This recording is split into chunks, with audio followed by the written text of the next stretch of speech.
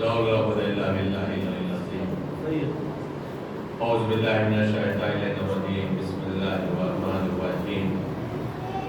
الحمد للہ رب العالمین والصلاة والسلام علی اشرف الانبیاء والمرسلین سیدنا و نبینا و شفیع ذنوبنا و طبیب نفوسنا مولانا مولا الکونین امام المشرقین والمغربین جد الحسن والحسین حبیب الہ العالمین ابی القاسم محمد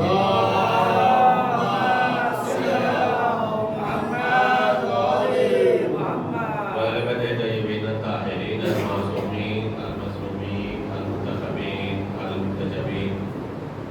اما بعد فقد قال اللہ تبارک و تعالی فی القرآن وهو اصدق القائلین وقوله الحق. بسم اللہ الرحمن الرحیم. والذی بعث فی الأمیین رسولا منهم یتلو علیہم آیاتہ ویزکیہم ویعلمہم الکتاب والحکمہ وإن كانوا من قبل لفی ضلال مبین.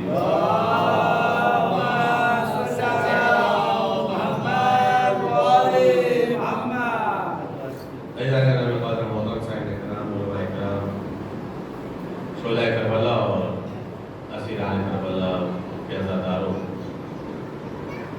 ہماری گفتگو پیغمبر اکرم حضرت محمد مصطفیٰ صلی اللہ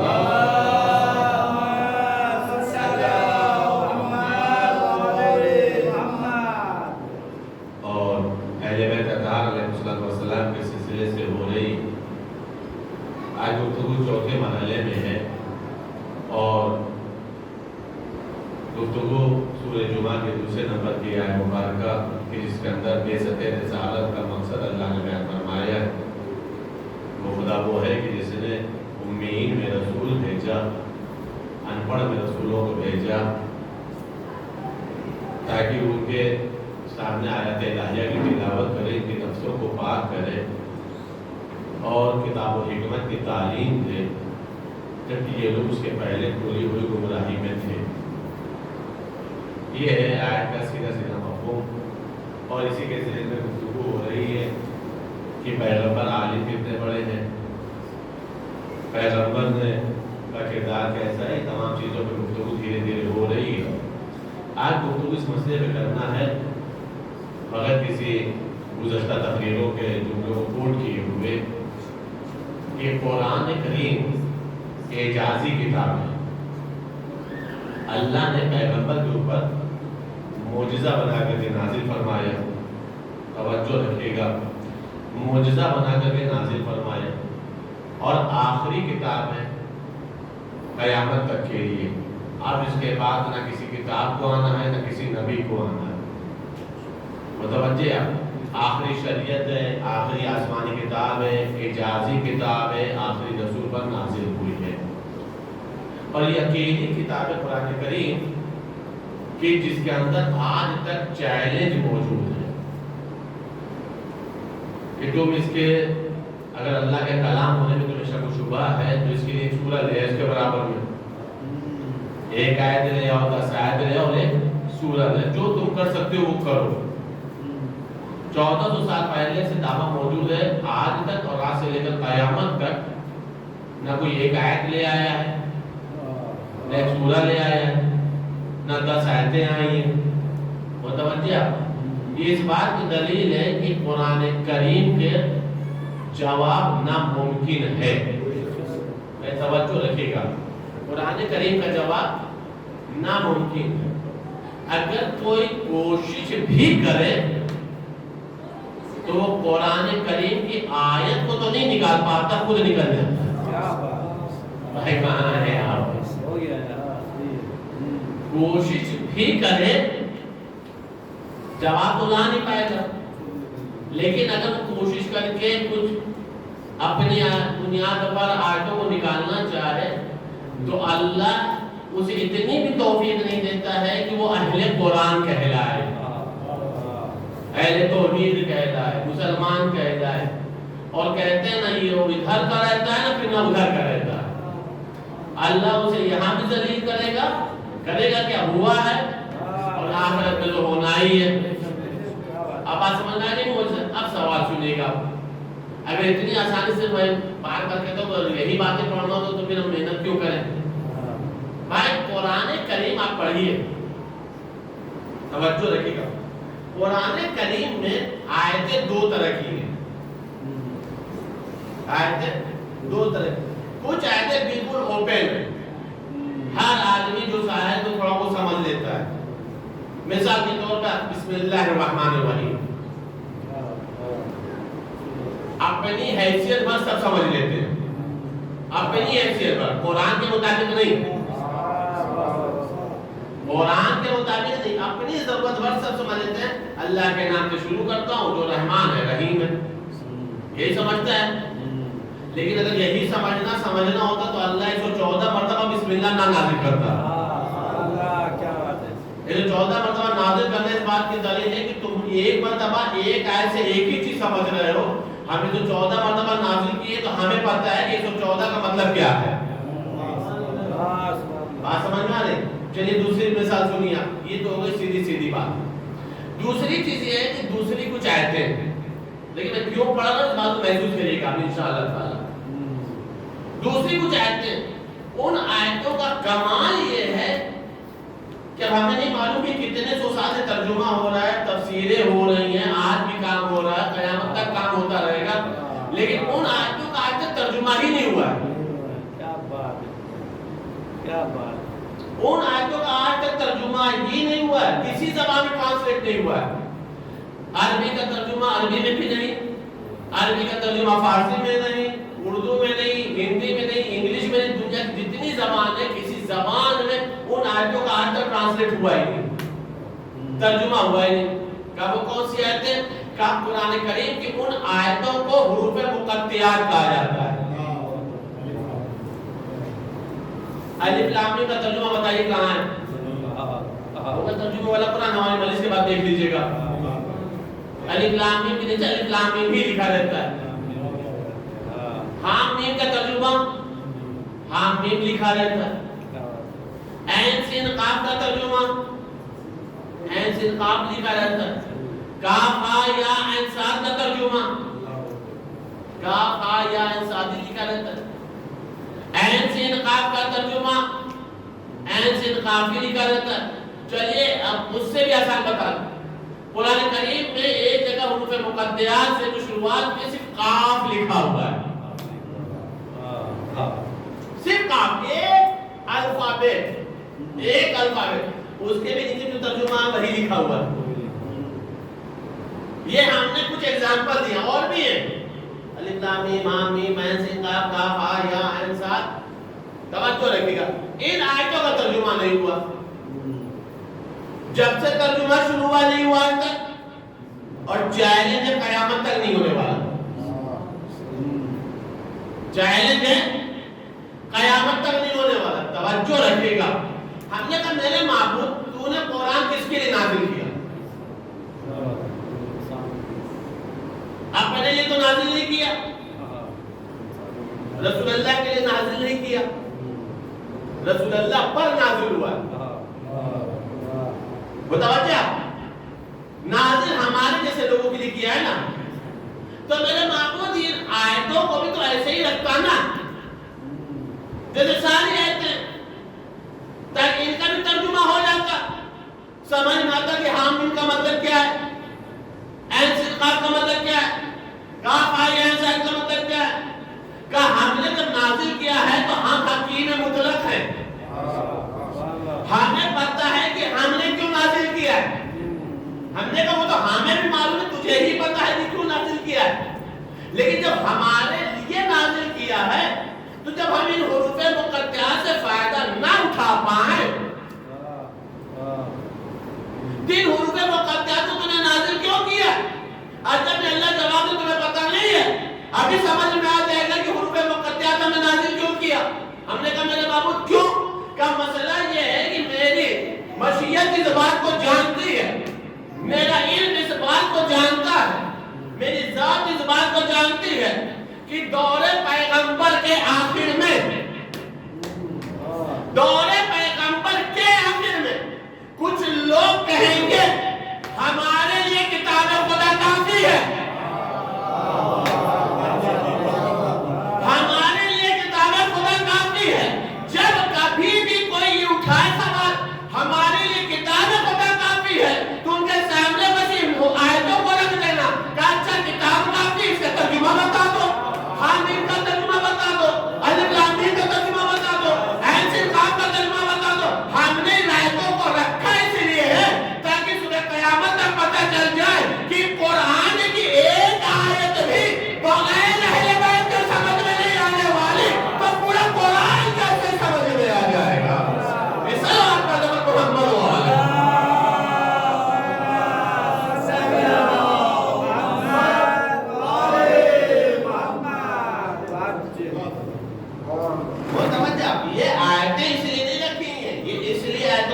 اللہ نے شاید، اب اللہ کی حکمت اللہ بہتر جانے، لیکن رکھا اس لیے کہ جب کبھی بھی دعویٰ ہو کہ کتاب کافی ہے تو ان کو اٹھا کر کے لے کے آنا اہل بیت کے دروازے پر.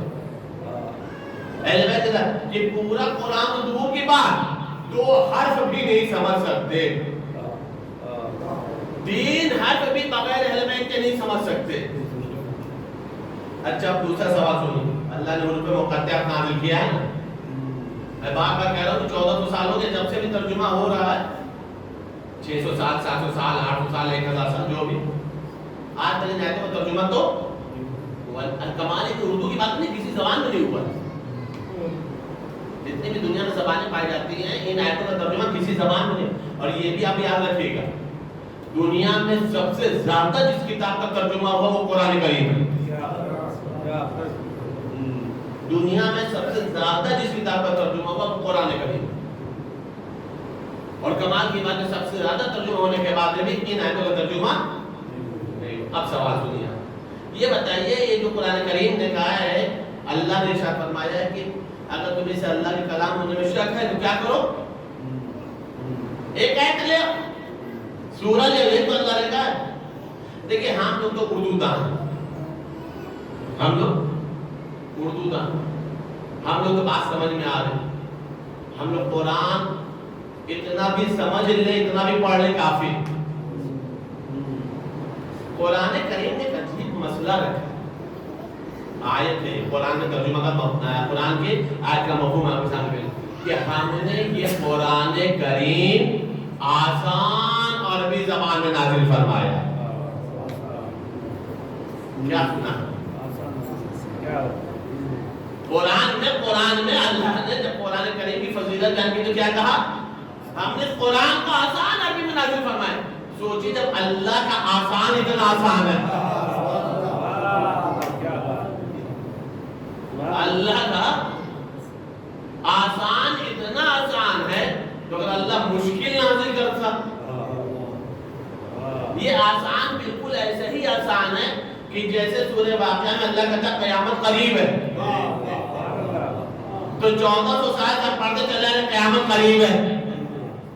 ہر نبی یہی کہتے چلا رہا قیامت قریب ہے، قیامت قریب ہے، قیامت قریب ہے، اور پتہ نہیں کب آئے گی قیامت. سوچنے والی بات ہے اتنے دور کو اللہ قریب کہتا ہے، لیکن جس کے لیے اللہ کبھی دور کہتے، علامہ طالب جوہری کا جملہ یاد آ گیا. علامہ طالب جوہری نے آیت تفسیر کا جو ترجمہ کیا ہے، مجلس پڑھی باقاعدہ آیت تفسیر کے اوپر، تو انہوں نے کہا کہ اللہ کا ارادہ یہ ہے کہ اہل بیت آپ سے نجاستوں کو دور رکھے اور پاک و پاکیزہ رکھے جو پاک و پاکیزہ رکھنے کا حق ہے. تو آیت اللہ علامہ طالب جوہری نے یہی نتیجہ نکالا کہ جس اللہ کی قیامت اتنا قریب ہے وہ نجاستوں کو جب دور کیے ہوگا تو کتنا دور کیے ہوگا. صلوات محمد وآلہ.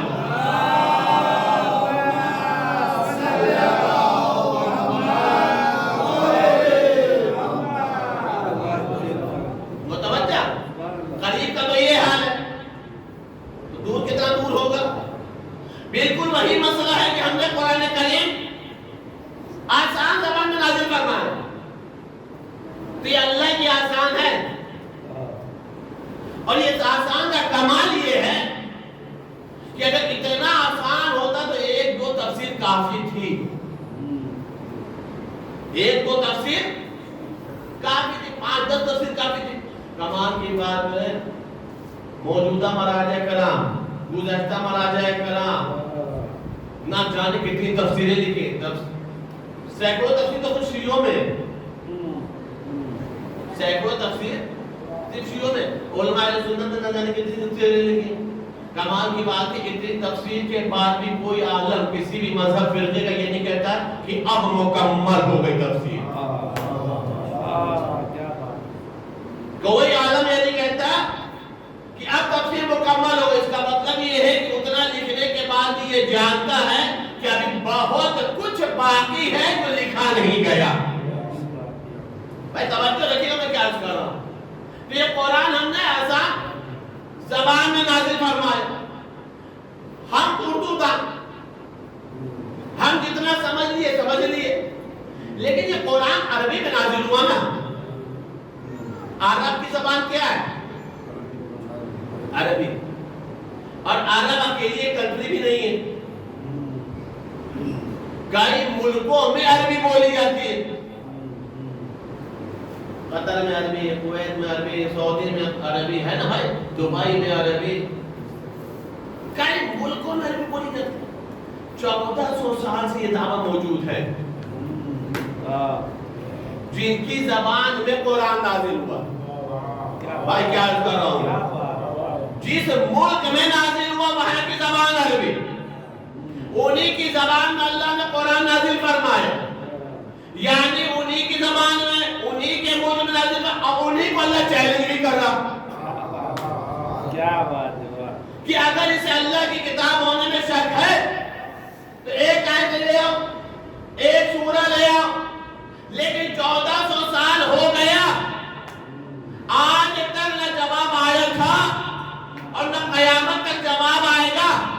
ہم نے کہا میرے معبود، یہ تو نے آسان زبان کہہ کر کے بتایا کیا ہے کہ ہم نے قرآن کو آسان لفظوں میں نازل کیا ہے، آسان زبان میں نازل کیا ہے. کہ یہی تو بتانا چاہ رہا ہوں کہ دنیا والوں، جب تمہارے پاس آسان کا جواب نہیں ہے تو مشکل کشا کا جواب کہاں سے لا پاؤ گے؟ اسے نواز پر محبت ہوا.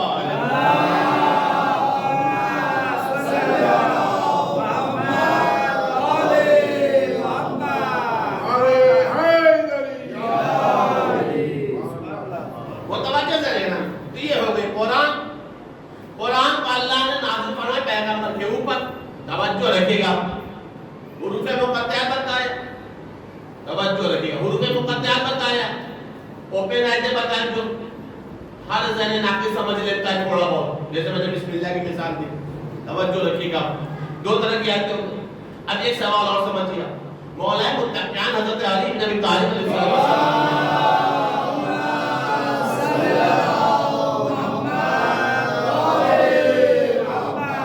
محسوس کریے گا. مولا من المومنین نے، پھر اسی پر آ جاؤ، پیغمبر اور قرآن کریم کو بتاؤں گا. توجہ رکھیے، نہج البلاغہ میں مولا من المومنین کا ایک جملہ ہے جو ہم لوگوں کے لیے، ہم لوگوں کے لیے، سب پوری عالم انسانیت کے لیے. کیا جملہ؟ کلم الناس علی قدر عقولہم. لوگوں سے جب گفتگو کرو اپنی عقل کے مطابق نہیں، لوگوں کی عقل کے مطابق. بات سمجھ میں آ رہی؟ آسان سمجھا رہا ہوں، آسان سمجھا رہا ہوں. لوگوں سے جب کلام کرو تو کس کے مطابق؟ لوگوں کی عقل کے مطابق. بالکل سیدھی سی بات. مثال کے طور پر ہم یہاں فلسفہ پڑھ رہے ہیں، اپنا پڑھو اپنے سمجھو والا معاملہ ہو جائے ہے یا نہیں؟ حوض علم ہے کہ گفتگو اللہ کے منبر پہ تو نہیں بیان کی جائے گی، جہاں کی جو چیزیں ہیں وہی پر بیان کی جائے گی. توجہ رکھیے گا، لوگوں سے کلام کرو ان کی عقل کے مطابق. یہ بتائیے جو 1400 سال پہلے عرب تھے وہ پڑھے لکھے تھے؟ دیکھیے آپ سمجھ کر جواب دیجیے گا، پریشان ہو کے مت دیجیے گا. 1400 سال پہلے جو عرب تھے پڑھے لکھے تھے؟ ایک لفظ استعمال کیا جاتا ہے ان لوگوں کے لیے، پتہ ہے کیا؟ بدو تھے. بدو عرب تھے. یہی کہتے ہیں بدو عرب تھے. بدو عرب کا مطلب کیا؟ کچھ نہیں جانتے تھے، کچھ بھی نہیں جانتے، انپڑھ تھے، بدو تھے. کوئی تہذیب نہیں، کوئی تمدن نہیں، کوئی شہری زندگی نہیں، کچھ بھی نہیں تھا. وہ اتنے بدو عرب تھے کہ لڑکیوں کا پیدا ہونا ایک سمجھتے تھے. ایک بار بدو عرب، اگر لڑکی پیدا ہو تو گھر سے باہر نہیں نکلتے تھے. تعلیم نے لکھا ہے کہ روح سیاہ کہلاتے تھے، یعنی چہرہ کالا پڑ جاتا تھا. لڑکی پیدا ہو کیا منہ دکھائیں گے؟ متوجہ؟ تو اتنے بدو عرب تھے، اس مزاج کے لوگ تھے. اب ان کے مزاج کے مطابق قرآن کے اجازی کتاب ہے نا، قرآن اللہ کا کلام ہے. علی فرما رہے ہیں، توجہ رکھیے گا، کہ لوگوں سے کلام کرو ان کی عقل کے مطابق. پیغمبر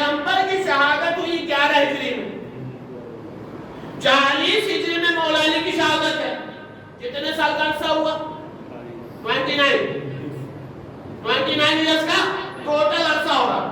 इस 29 इयर्स में अमीरुल मोमिनीन ने कुछ गुफ्तगू मदीने में की है, कुछ रास्ते में की है, कुछ मिंबर कूफा से की है, और इतनी गुफ्तगू की कि कम से कम एक नहजुल बलागा हमारे घर में आ गई।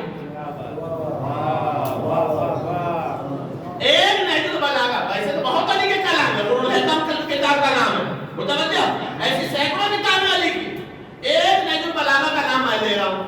एक नहजुल बलागा हमारे घर में आ गई। 32 साल के अरसे में कम से कम हमारे पास अली का इतना सरमाया आया। ये जो अली ने 32 साल खिताब किया, किससे किया? फिर अली उसी लफ्ज पर किनसे खिताब किया? पढ़े लिखे लोगों से तो नहीं किया ना, बद्दू अलग से किया। अली ने बद्दू लोगों के मुताबिक कलाम किया। अपनी अक्ल के मुताबिक अली ने कलाम नहीं किया। अपने अक्ल के मुताबिक अली ने कलाम नहीं किया। कितना वो समझ सकते थे, अली ने उतना ही बोला है ताकि हमारी बातें ये समझ सके। कमाल की बात है, 1400 साल का मजमा जो जाहिल मजमा कहलाता था, जब उनके सामने अली ने बोला है तो 1400 साल बाद में लोगों को आज तक नहजुल बलागा भी समझ में ना आए। नहजुल बलागा भी समझ में नहीं आए। अगर नहजुल बलागा समझ में आ गई होती तो 20-20 जिल्दों में शरह ना हुआ होती, 20-20 जिल्दों में शरह नहजुल बलागा की ना लिखी जाती। और फिर भी यही कहा जाता है आज तक हक अदा नहीं हुआ, आज तक मुकम्मल नहीं हुआ। हमने कहा मौलाना मतलब क्या? कहा यही तो बताना चाह रहा हूं, ओ दुनिया वालों, जब तुम बंदों का कलाम नहीं समझ पाते तो माबूद का क्या कलाम समझ पाओगे? इस्लाम पर मोहम्मद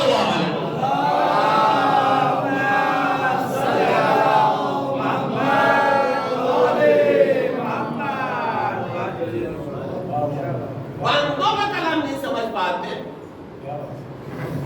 तो माबूद का क्या कलाम समझोगे? क्या उसका जवाब लेकर जाओगे? वो तवज्जो से लग रहा। अब बंदोही के कलाम में गुफ्तगू कर लीजिए। तवज्जो, एक हमने ओपन आयत बताई बिस्मिल्लाह, एक रूफ मुक़द्दस बताई, अब तीसरी चीज बताई नहजुल बलागा। आज तक ये तीनों चीजें किसी को समझ में, चौथी चीज समझिए आप, चौथी चीज समझिए।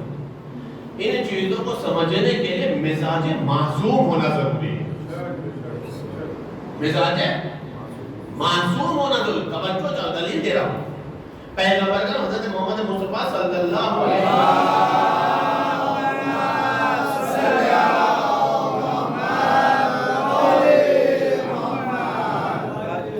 खुतबा दे रहे थे। वाकया मशहूर तरीन, वाकया बहुत मशहूर, नसीब नतीजा क्या वाले का। पैगंबर खुतबा दे रहे, एक शख्स खड़ा हो गया, फिर कुरान समझिएगा। एक शख्स खड़ा हो गया और खड़ा होने के बाद कहा, या रसूल अल्लाह, मैं जरूरतमंद हूं, मेरी जरूरत पूरी कर दीजिए।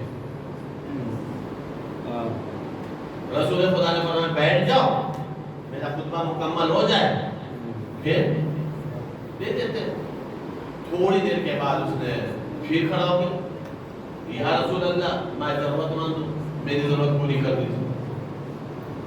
रसूलुल्लाह ने कहा, बस दुआ दे, बैठ जा, खुतबा मुकम्मल हो जाए तो मैं दे दूं। तीसरी मर्तबा फिर खड़ा हो गया। देखिए ये भी रसूलुल्लाह का सब्र था, वरना दौरान तकरीर कोई हम जैसे को टोकते हैं, वो तो बच्चा वो रसूलुल्लाह का खुतबा बार बार मुनक़ता करते थे। रसूल खुदा कहता, बैठ जाओ, बैठ जाओ, बैठ गए 3 मरतबा। चौथी मरतबा जैसे फिर खड़ा हो तो रसूल खुदा ने फरमाया, ऐना अली, अली का या रसूलुल्लाह हाजिर फरमाइए। का लिसानहु,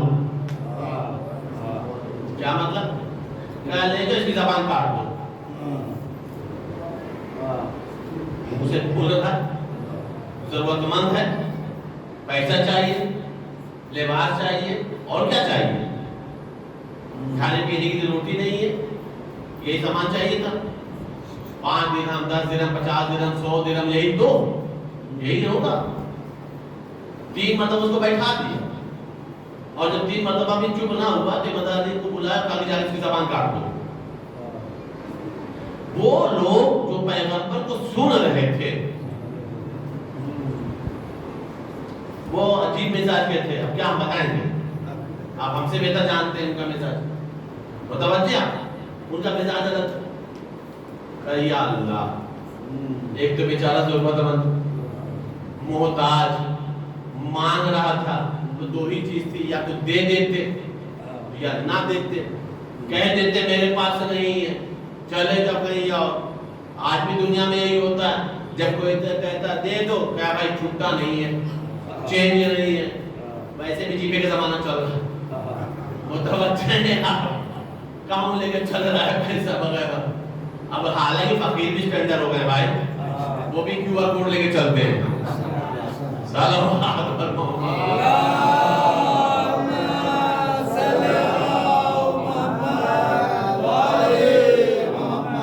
متوجہ ہیں. تو پہلے تو بھی تو آپشن تھا, یا تو دے دیتے یا نہ دیتے. کمال کے بعد دے بھی نہیں رہے, منع بھی نہیں کر رہے, اور اس کے حوالے کر دیا زبان کاٹنے کے لیے کہ جو اطاعت رسول میں پیچھے نہیں ہٹے گا, جو اطاعت رسول میں پیچھے بھی نہیں ہٹے گا. علی نے اس کو پکڑا کہ چلو ہمارے ساتھ, تمہیں زبان کاٹ دیتے. علی لے کر منہ سے چلے. یہ لوگ اب انتظار کر رہے جلدی سے خطبہ تمام ہو جائے تاکہ جا کے دیکھیں کہ علی نے اس کی زبان کتنی کاٹی. تھوڑا سا آدھی اندر سے کتنی زبان کاٹی.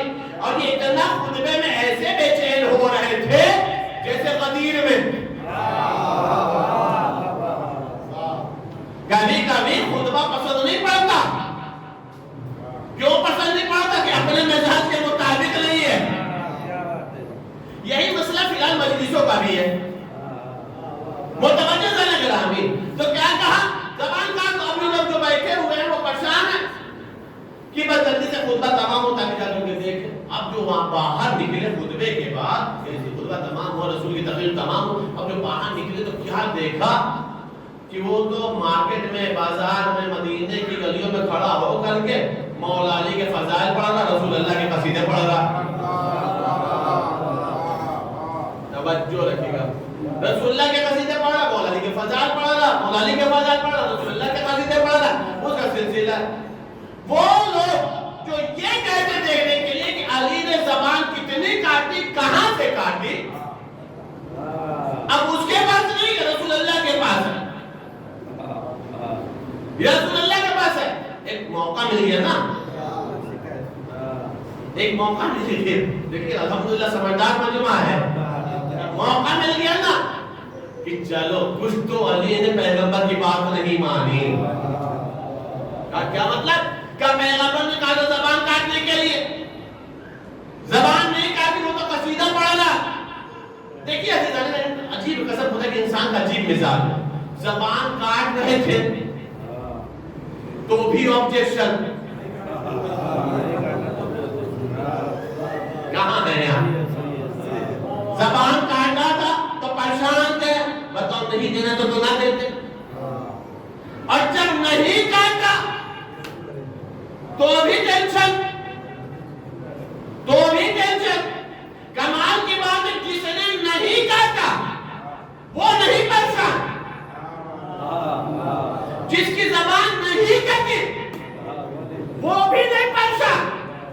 جنہیں نہ زبان کاٹنا تھا اور نہ جن کی زبان کٹنی تھی وہ ہے پریشان.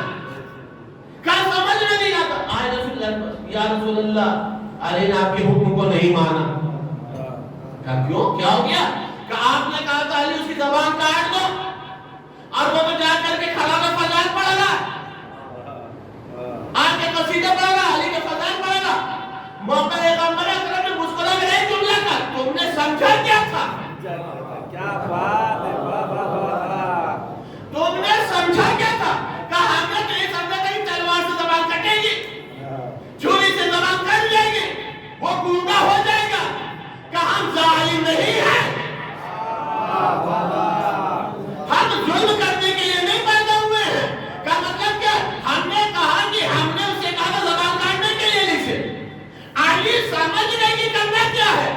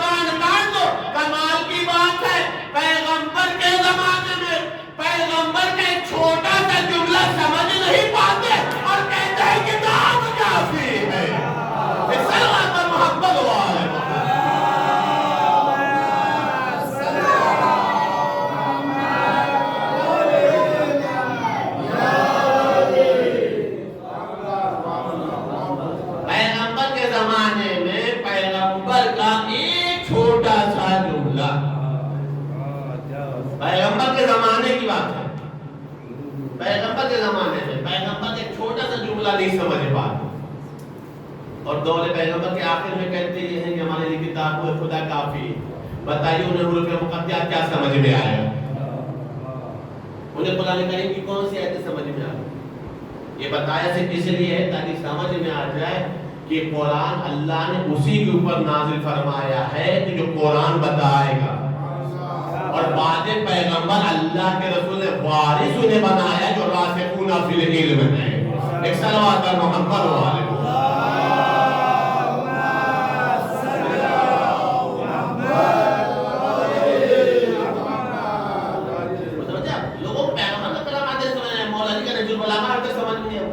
اجازت کتاب ہے. قرآن تو اجازت کتاب. بس ایک مثال اور سن لیجیے آپ سمجھنے والا معاملہ سمجھ لیجیے کہ ہر آدمی کے بس میں ہے بھی نہیں کلام معصوم سمجھ سکے. بس اتنا ہی سمجھ پاتا ہے جتنی اس کی صلاحیت ہے. حق کے کلام ادا نہیں ہو سکتا, مفہوم کلام ادا نہیں ہو سکتا, حق کے کلام ادا نہیں ہو سکتا کہ پیغمبر نے کیا فرمایا, کیوں فرمایا, اس کا ماضی کیا ہے, مستقبل میں اس کا رزلٹ کیا ہے. بہت ساری باتیں ایسی ہیں جو لوگوں کو آج تک سمجھ میں نہیں آئیں گی, نہ پیغمبر کے زمانے میں سمجھ میں نہ پیغمبر کے بعد سمجھ میں. ایک مثال سن لیجیے, واقعہ مشہور ترین ہے, اندازہ لگ جائے گا کہ دور پیغمبر میں لوگ کتنے سمجھدار تھے, کتنا پیغمبر کی باتوں کو سمجھتے تھے. ایک دم سمپل سا سوال کیا تھا پیغمبر نے, ایک دم سمپل سا. پیغمبر نے فرمایا یہ بتاؤ میرا یہ ہاتھ کس کی طرح ہے؟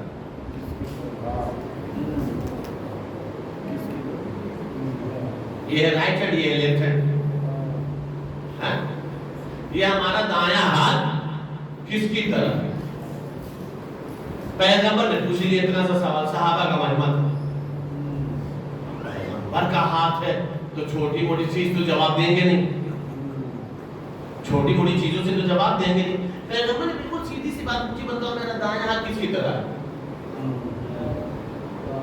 دایاں ہاتھ یہ رائٹ ہے, دایاں ہاتھ کس کی طرح ہے؟ ایک صاحب نے کہا یا رسول اللہ آپ کا یہ دایاں ہاتھ بالکل چاند کی طرح ہے. اتنا سمجھے تھے, کیا فرمایا؟ چاند. رسول خدا نے کہا نہیں. کہا کیوں؟ کہا وہ چاند ہمارے ہاتھ کی طرح کیسے ہو سکتا ہے جو ایک انگلی کو برداشت نہ کر پائے؟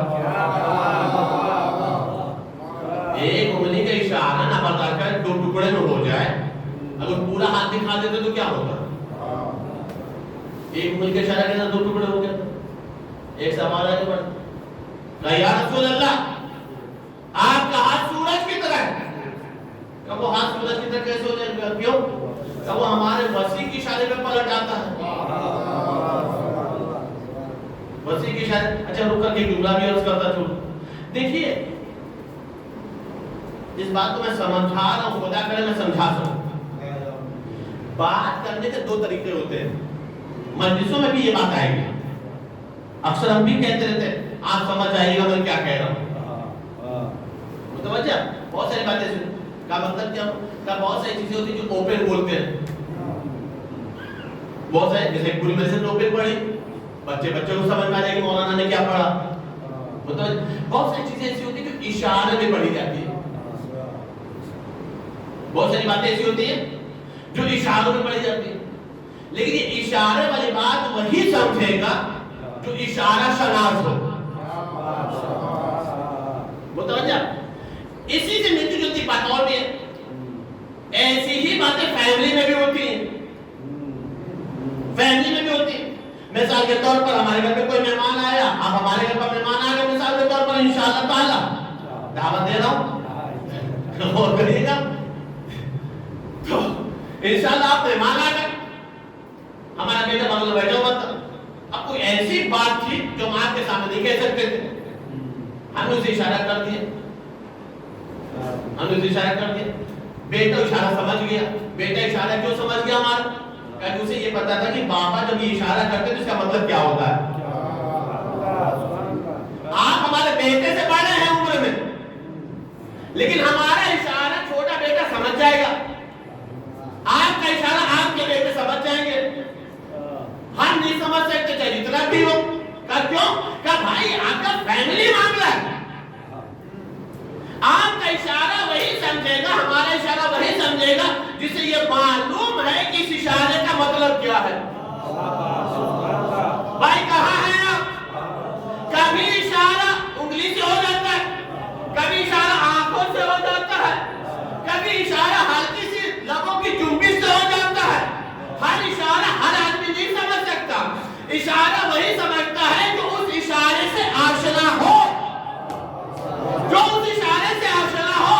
اب سمجھ میں آیا، پیغمبر نے اشارہ کیا، چاند دو ٹکڑے ہو گیا، علی نے اشارہ کیا، سورج پلٹ آیا۔ عزیزان گرامی اب بھی نہیں سمجھ میں بات، بھائی سورج میں جان تھا، چاند میں جان تھا، لیکن اسے معصوم کے اشارے کا علم تھا کہ دو ٹکڑے کسے ہونا ہے، پلٹ کر کے کسے آنا ہے۔ ایک سلوات پڑھو محمد وآلہ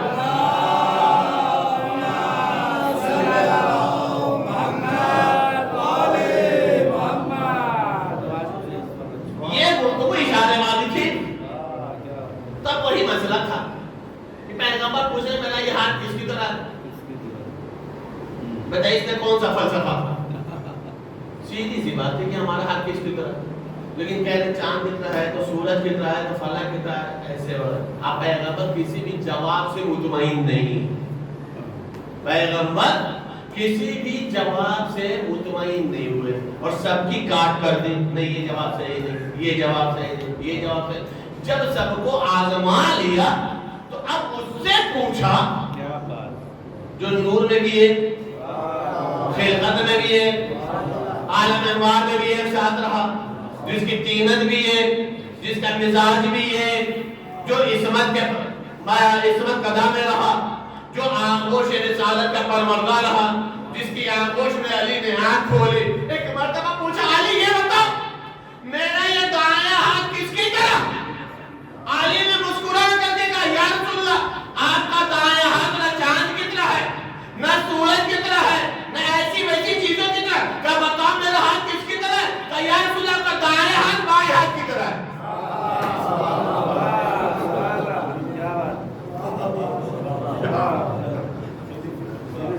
سمجھ میں آئی بات؟ یہ سلوات پر محمد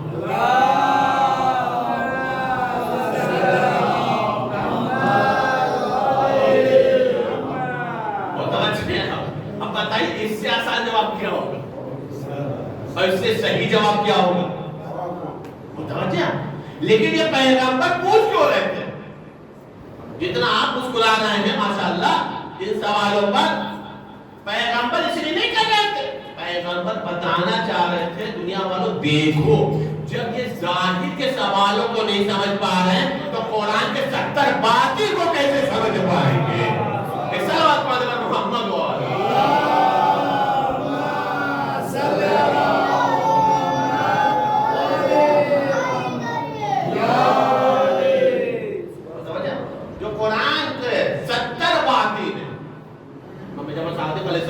کی حدیث ہے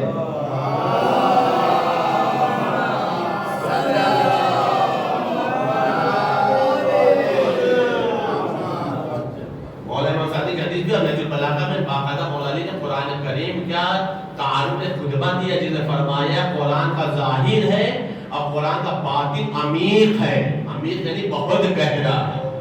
نجم البلاغہ یہ جس میں کہا ہے کہ قرآن کریم کا تعلق، اور جس میں امام مسعدی نے فرمایا کہ قرآن کریم کا ایک باطن ہے، دوسرا باطن، اس باطن میں ایک باطن، یہاں تک کہ 70 باطن ہیں۔ لوگوں کو نہ قرآن کا ظاہر سمجھ میں آیا، نہ پیغمبر کا ظاہر سمجھ میں آیا، نہ اہل بیت کا ظاہر سمجھ میں آیا۔ یہ پیغمبر پوچھ اس لیے رہے تھے تاکہ لوگوں کے ذہنوں کو اہل بیت سے قریب کیا جائے، اہل بیت سے قریب کیا جائے، تاکہ وہ سمجھ سکے کہ اگر جب پیغمبر کے بارے میں گفتگو ہوگی تو اہل بیت سے اچھی کوئی نہیں گفتگو کرے گا، اور جب قرآن کریم کی تفسیر کی بات آئے گی، قرآن کریم کی مفاہیم کی بات آئے گی، قرآن کریم کو آیات کی بات آئے گی تو اہل بیت سے زیادہ کوئی نہیں بتا سکتا۔ اہل بیت سے زیادہ جب قرآن کریم کو کچھ سمجھے ہوتا تو دعویٰ بھی کرتا، لیکن قرآن کریم اور اہل بیت کا تو رشتہ ایسا تھا کہ نوکے نیزے پر بھی حسین نے تلاوت قرآن کیا، نوکے نیزے پر بھی امام حسین نے تلاوت قرآن کیا، اور تلاوت قرآن کر کے بتائے دیکھو اہل قرآن ہم ہیں، وارث قرآن ہم ہیں، محافظ قرآن ہم ہیں، حقیقت قرآن ہم ہیں، قرآن کے مفاہیم ہم بتا سکتے ہیں اور کوئی نہیں بتا سکتا۔ عزیزان کرام، جن لوگوں سے قرآن لینا چاہیے تھا، جن لوگوں کی محبت کو قرآن نے واجب قرار دیا، ان لوگوں کے ساتھ وہ مظالم ہوئے ہیں کہ رہتی دنیا تک کسی پر نہیں ہونے والے، نہ گزشتہ نبیوں کی امتوں میں ہوئے ہیں، نہ پھر کبھی کسی پر ہونے والا۔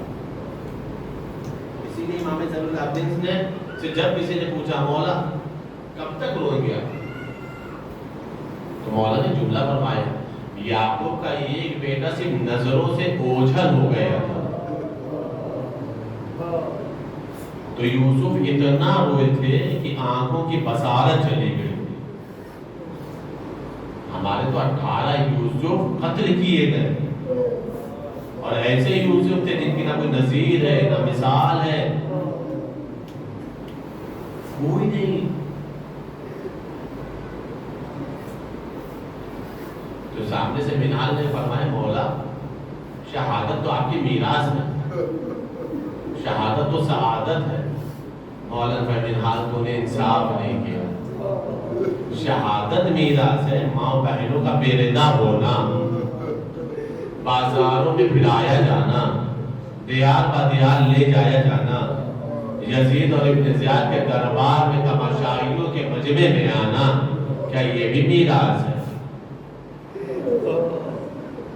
جب مولا کے پاس پانی آتا تھا تو مولا اتنا روتے تھے کہ پانی مضاف ہو جاتا تھا،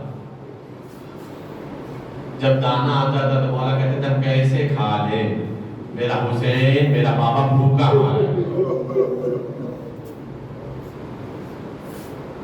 ایک سال کے بعد قیدبند کی زندگی گزارنے کے بعد جب مولا امام سجاد کو رہائی ملی ہے تو مولا زندان میں تھے، یزید نے سپاہی بھیجا جا کر کے سید سجاد سے کہہ دو کہ دربار میں آئے۔ جیسے یہ سنا ہے کہ مرتبہ چاہنے والی پھوپھی تڑپ گئی، آواز دیا اے میرے لال ہم تمہیں اکیلے دربار میں نہ جانے، کہا پھوپھی میں پریشان نہ ہو، اکیلے بلایا ہے تو اکیلے جانے دیجیے۔ ہتھکڑی اور بیڑی کو سنبھالے میں سید سجاد چلے، یزید تخت پر بیٹھا ہوا تھا، یزید تخت پر بیٹھا ہوا تھا، سنو کیا سردار بہت روگے، یزید تخت پر بیٹھا ہوا تھا۔ ایک مرتبہ یزید نے کہا سید سجاد ہم آپ کو رہا کرتے ہیں، آپ چاہے مدینے چلے جائیں چاہے یہاں رہیں، کوئی مطلب نہیں ہے، آپ کی مرضی ہے، آپ کو اختیار ہے۔ مولا نے کہا پھوپھی اماں سے پوچھ کر کے بتائیں گے، پھوپھی اماں سے پوچھ کر کے بتائیں گے۔ اب تو یزید نے سوال کیا ہے، اب سید سجاد کا تڑپنا سنیے۔ یزید نے کہا سید سجاد آئیے تخت پر بیٹھیے۔ مولا نے جیسے ہی سنا کہ یزید یہ کہہ رہا ہے کہ آئیے یہاں پر بیٹھیے، تو مطلب مولا نے ایک جملہ فرمایا، یزید کیا ہم وہاں بیٹھے جہاں پر ہماری آنکھوں نے یہ دیکھا ہے کہ تو شراب کے نشے میں تھا، میرے بابا کا کٹا ہوا سر نیچے رکھا ہوا تھا۔ یہ میرا دوسرا جملہ کا اچھا سید سجاد ہم یہ چاہتے ہیں کہ آپ اپنے بابا کا خوب وہاں ہم سے لے لیں، دیت لے لیں۔ مولا رونے لگے، روتے روتے جملہ فرمایا، ہم کون ہوتے ہیں اپنے بابا کی دیت لینے والے؟ اگر دیت دینا ہے خوب وہاں دینا ہے تو اسے ماں کو دینا کہ جس نے چکی پیس کر کے حسین کو پالا تھا۔ بس اللہ بڑی تمام ہو رہی ہے تعلیم بتانے کی ایک مرتبہ یزید معلوم کہتا اچھا حداد کو بلایا جائے۔ حداد جانتے کسی نے جو لوہا کاٹتا، جو لوہا کو کاٹتا، سنو کہتا دارو، کہا حداد کو بلایا جائے۔ حداد آئے، کیا بات ہے یزید؟ کہا یزید نے کہ سید سجاد کی ہتھکڑی، بیڑی، خاندار کو، کمر کے لنگر کو کاٹے۔ قسم خدا کی آپ کا سمجھ دیکھ لو گے انشاءاللہ بہت رو گے۔ ہتھکڑی، بیڑی، خاندار کو اور کمر کے لنگر کو کاٹ دے۔ حداد نے جو سید سجاد کو دیکھتے جملہ کہا، یزید یہ ہم سے نہیں ہونے والا، یزید یہ ہم سے نہیں ہونے کا۔ کیوں؟ کہا ہمیں سمجھ میں نہیں آتا یہ ضعیف انسان زندہ کیسے ہے۔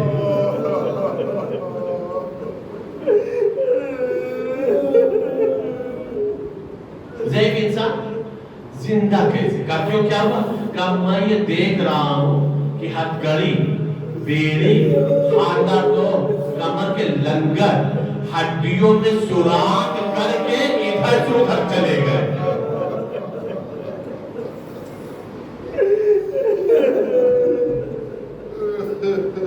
یہ تو آپ سنتے رہتے ہیں نا, یہ تو آپ سنتے رہتے ہیں نا, بس ایک منظر دیکھ لو گے انشاءاللہ بہت ہو.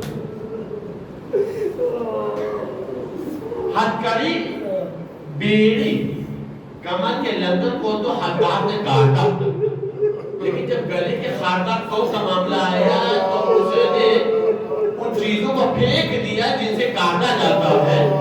یزید نے کہا کیوں اب کیوں نہیں کاٹتا؟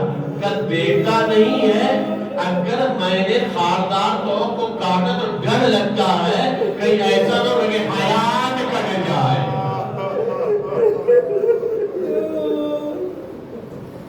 یہ چار چیزیں تھی. ہتھکڑی ہاتھ میں تھی, بیڑی پاؤں میں تھی, لنگل کمر میں تھا, خاردار تو گلے میں تھا. یہ چار زخم تھے جو ظاہر میں دکھائی دے رہے, لیکن تاریخ نے جو روایت لکھی اس روایت کو سنیے گا. تاریخ نے لکھا یہ ہے کہ کربلا سے لے کر کے شام تک میں سید سجاد کی پشت پر اتنے تازیانے پڑے تھے کہ سید سجاد کی پوری پشت زخموں سے چور ہو گئی تھی, زخموں سے لہولہان ہو گئی تھی. یہ تو مقتل کو پتہ بھی نہ چلتا, یہ تو راوی کو معلوم بھی نہ ہوتا, یہ تو ہم لوگوں کو پتہ بھی نہ چلتا. معارض لکھا تو تب گیا جب آل رسول لٹ کر کے رہا ہونے کے بعد مدینہ پہنچے ہیں اور مدینہ کے باہر بشیر نے سید سجاد کو بلایا. تو بشیر کیا مدینہ میں جا کر اعلان کر دے کہ آل رسول لٹ کر کے آ گئے ہیں, کارواں جو گیا تو وہ واپس آ گیا ہے, حسین ذبح کر دیے گئے ہیں, اسیران کربلا آئے ہیں جن کی گودیاں آباد نہیں ہے, جن کے سروں پر وارثوں کا سایہ موجود نہیں ہے. جب بشیر نے یہ اعلان کیا, سنو غزادارو پہلے سلام کر رہا ہوں, جب بشیر نے یہ اعلان کیا کہ ایک دروازہ کھلا جس سے ام البنین نکلی, ایک دروازہ کھلا جس سے محمد حنفیہ نکلے, ایک دروازہ کھلا جس سے جناب صغرا نکلی, ایک دروازہ کھلا جس سے ام سلمہ نکلی. ایک مرتبہ کسی نے پوچھا یہ بتاؤ یہ قافلہ رکا کہاں پر ہے, یہ قافلہ رکا کہاں پر ہے؟ بشیر نے کہا بیرون مدینہ رکا ہوا ہے, خیمے لگے ہوئے ہیں. تاریخ بتا رہے جناب محمد حنفیہ ضعیف ہو چکے تھے, آنکھوں کی بینائی جا چکی تھی. ایک مرتبہ غلام کے سہارے چلے, غلام کے سہارے چلے, جہاں میں خیمے لگے ہوئے تھے, میں استعمال کر رہا ہوں, جہاں میں خیمے لگے ہوئے تھے. پوچھا یہ بتاؤ جہاں پہ خیمے لگے ہیں وہاں پہ کوئی مرد نظر آتا ہے؟ غلام سے پوچھے کوئی مرد نظر آتا ہے؟ غلام نے کہا ہاں ایک ضعیف انسان خیمے کے باہر بیٹھا. محمد حنفیہ کے دماغ میں بھی نہیں تھا کہ 23 سال کے سید سجاد بوڑھے ہو گئے ہوں گے, 23 سال کے سید سجاد بوڑھے ہو گئے گے, کہیں کون صحیح بوڑھے انسان کھڑا ہے, کہیں ہمیں نہیں پتا کون بیٹھا خیمے کے دروازے پر. کہا چلو چلتے ہیں, چلو چلتے ہیں. غلاموں کے سہارے سہارے چلے. ایک مرتبہ آنے کے بعد محمد حنفیہ نے بس ایک سوال پوچھا, اے ضعیف العمر انسان یہ بتا جو کربلا سے لٹ کے قافلہ آیا یہی ہے؟ کہاں یہی قافلہ ہے. کہا حسین کا قافلہ یہی؟ کہاں. کہا یہ تو بتا دو حسین کی بہن کی خیمے میں ہے. تاریخ بتانے جھکی ہوئی گردن سے سید سجاد نے بس ایک سوال کیا, چچا کیسی بہن کو پرسہ دو گے, بھتیجے کو یتیمی کا پرسہ دو گے؟ تاریخ بتانے جیسے محمد حنفیہ نے سنا آواز دیا کہ آپ سید سجاد ہے, کہا کہ میرا غلام کہہ رہا تو بوڑھے ہو گئے ہیں. آواز دیا چچا ارے جس کا گھر ایک تو پہل میں لٹ جائے, جس کا باہر کا جنازہ دیکھو بھلا اس کا شباب کیسے رہے. تاریخ بتانے محمد حنفیہ نے غلاموں کو الگ کیا اور چاہا کہ سید سجاد سے گلے مل جائے